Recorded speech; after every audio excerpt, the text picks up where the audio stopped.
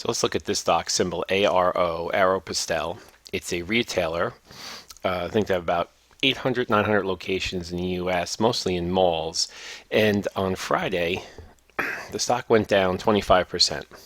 So a lot of people may be saying that, oh, this is a great time to buy because has such a low price. But people have been saying that. If you look at the past 6 months of the stock, people have been saying that pretty much all the way down from 10 to under 4. And actually, if we let's look at a 2-year perspective on the stock, we can see that at one point the stock was about $20 in September, yes, more August 2012, and since then it's gone down to below 3. So this is an example of a stock with a downward momentum. Let's just throw up the 50-day and 100-day moving average, and you can see that a big sell sign here is when the 50-day, which is the green line, crossed over the 100-day. So right here is a big technical sell, and you can see that ever since then the stock went down tremendously, and it's been testing its resistance, never really being able to break over the 100-day mark, and now not being able to break over the 50-day mark, which is really bad. So the stock is trading below the 100 and 50-day moving averages, so that's very negative. And let's look at the RSI real quick, and we could see that it's not quite at 20, so it's not even at an oversold point, and it's still very low. So this technically, it's saying that this stock is going to be even lower based on the technicals. Let's put some Bollinger Bands up. I'll turn off the moving averages, and it's actually statistically below its lower Bollinger Band. So there could be a pop-up on the stock on Monday as people digest the information about this stock. It may go up 50 cents back over 4. Statistically, it should, but then again, it may not. So the technicals are saying that there's no real life in this stock, although there could be a bounce based on people digesting this news over the weekend, the long weekend, and then some people feeling like it's on sale and they should get in, just like they were going to go into one of their stores and buy something off the clearance rack. But what you're getting off the clearance rack are clothes nobody else wanted, and what you're getting when you buy this stock is a stock that nobody else really wants. And let's look at why the performance has been so bad. What do investors not like about the stock that forced it down 76% over the past year?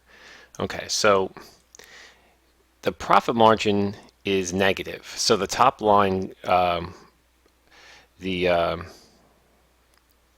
profit margin, the top line, the company is negative, and the operation margin is negative. So it's not making any profits, and it's not having any return on assets or equity. So one of the big problems here is that they have $2 billion of revenue, which is good, but it's gone down 12%. Now they do have gross profits, but after operations and taxes and interest, is this 357 million turns into a loss, and a net income loss of about 206 million. So earnings per share wise, it's a negative 2.63. So that's a pretty big, pretty huge negative earnings. So revenues are shrinking and earnings are negative. That's been happening for a while, increasingly getting worse. And one of the things that prompted this huge loss in the stock on Friday was its earnings report. And in its earnings report, or its earnings guidance, it suggested that the revenues and profits are going to continue to fall. So that's why a lot of people abandon the stock, because they don't see a real turnaround. Now, one bright spot here is they only have 8.5 million in debt, and they have 25 million in cash. So that's good as far as their ability to maintain this loss position for a while. So doesn't look like there's really any chance of bankruptcy here. Now looks like their float is, outstanding shares is 78 million, but the tradable float is 56. So this is what is really out there for people to buy and sell. And of that 56 million shares of the float, there's 20 million shares short. So short ratio is 8. And if we take, they don't have the percentage here of the percentage of shares sold short, but and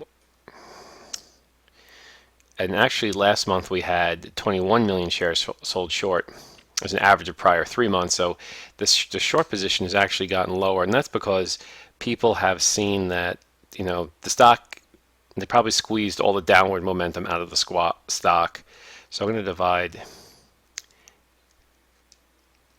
okay, as a percentage of float, it's about 37% of the outstanding shares are sold short. So it's a very high short percentage. So you may see, I think you might see some of these people covering and creating a bounce on the stock on the next trading day, Monday. So it may go up above 4, but long term is really, after the shorts cover, there's no more good news on this stock. So the question really is,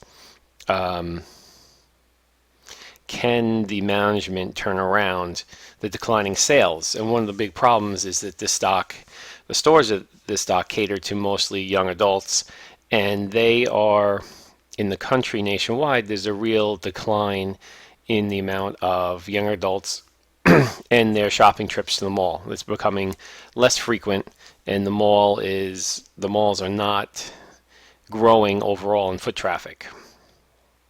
So let's just look at some competitors. And you see that it's supposed to be Abercrombie. This could be, I'm not sure the names. Oh, here we go. The Gap, American Eagle Outfitters, Abercrombie, and the industry. So if we look as far as the market cap, market cap is very small compared to the competitors, and that's because the smaller the stock price, the smaller the market cap. And if we look at growth in revenues, you can see that the 3 biggest competitors are negative as well. So this is that mall trend. These are all competitors that operate in the mall, and people are shopping less at the mall. Even the Gap has 0 growth. And the revenue, you can see that Aeropostale is the smaller, with Gap being the largest, and then American Eagle Outfitters and Abercrombie at 4 and 3 billion. So it's similar size to these 2 stocks, but the smallest of the 3. It has the lowest gross margin percentage, so that's a problem. And it's their operating income, which is EBITDA, and the operating margins are negative, and that's the other retailers are holding on with some profits. So that's okay. They're all of them. Their P multiples are actually non-existent here, because their earnings per share, I guess they're all suffering in that respect. So it's not just Aeropostale is just the worst hit of this trend of these mall retailers that just really, I don't know where the young adults are shopping and buying their clothes. Maybe it's online, maybe it's other plaza type stores, but the whole industry has a problem here. So I would stay away from these stocks. I don't see, if you think about the real world aspect of it, is this trend going to change? It could be, if it was just as simple as the clothes in the store were no good this year and people just don't like the styling or their marketing approach, that could be easily changed and fixed. But since it's an industry-wide problem, I don't really see much hope for this being a huge turnaround story and going back up to $20 anytime soon. So let's just look at the headlines here. And okay, so they did release first quarter earnings, and they were down. They were a disappointment. They were expected to be a disappointment, but they were a bigger disappointment than even expected, and that's why we had such a huge loss. And this, for a lot of investors, this would be a tempting stock to buy, but I don't really see maybe a temporary one-day,